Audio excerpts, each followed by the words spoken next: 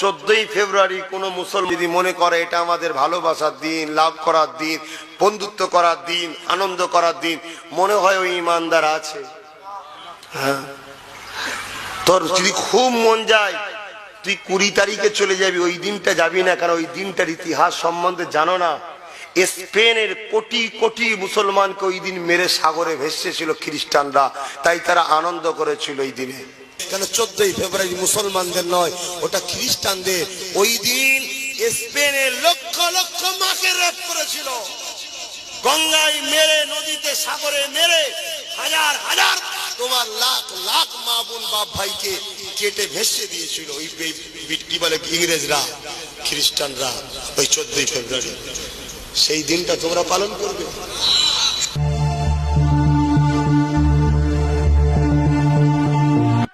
আল্লাহ নবী জানিয়ে দিলেন, কেউ যদি অসহায়কে আশ্রয় দেয়, আমি রাসূলুল্লাহ জানিয়ে দিলাম কাল কিয়ামতের ময়দানে আমার আল্লাহ পাক যখন সে অসহায় হয়ে যাবে, ময়দানে মাশরে নফসি নফসি করবে, দুনিয়া যদি কোনো অসহায়ের সাথ দেয়, আমার আল্লাহ কিয়ামতের দিনে তাকে রহমত দিয়ে ঘিরে দিয়ে তাকে জান্নাতি বানিয়ে দেবে।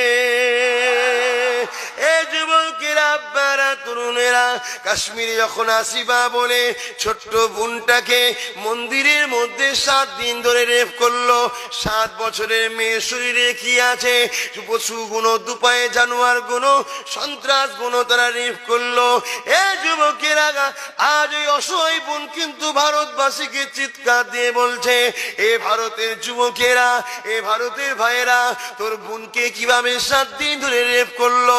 এই রেপ করেছে যারা, এদের এখনো সাজা হলো না। এ আমার ভাইরা, তোদের কি চোখে হাসি আসে, তোদের কি মুখে হাসি আসে, তোদের কি মনে হয় 14ই ফেব্রুয়ারি আনন্দ করার দিন হয়?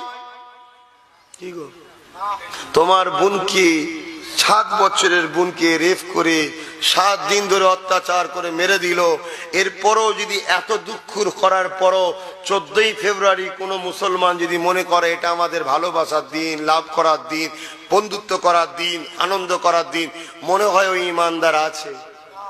হ্যাঁ, তোর যদি খুব মন যায় তুই 20 তারিখে চলে যাবি, ওই দিনটা যাবি না, কারণ ওই দিনটার ইতিহাস সম্বন্ধে জানো না।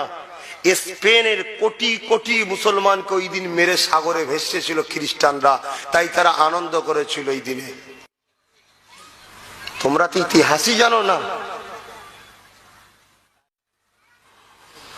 মুসলমান ঘরের ছেলে মেয়েরা, তরুণেরা,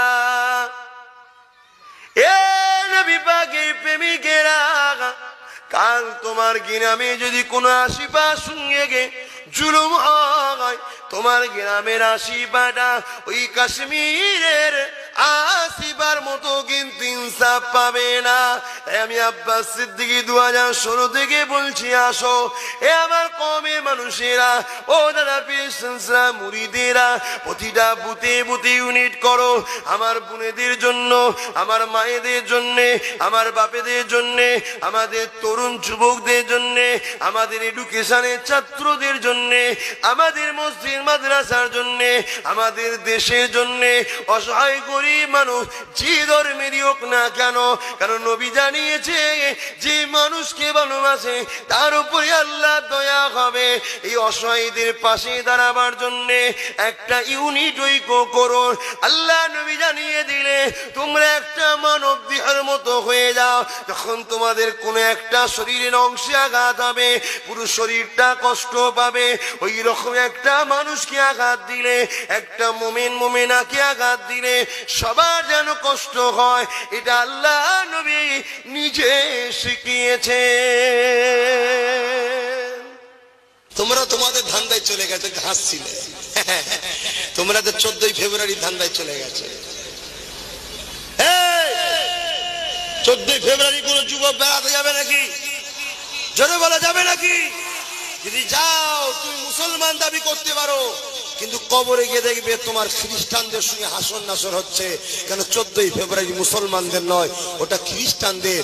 ওই দিন স্পেনের লক্ষ লক্ষ মাকে রেপ করেছিল, গঙ্গায় মেরে, নদীতে, সাগরে মেরে, হাজার হাজার তোমার লাখ লাখ মা বোন বাপ ভাইকে কেটে ভেসে দিয়েছিল ওই কি বলে ইংরেজরা, খ্রিস্টানরা, ওই 14ই ফেব্রুয়ারি। সেই দিনটা তোমরা পালন করবে।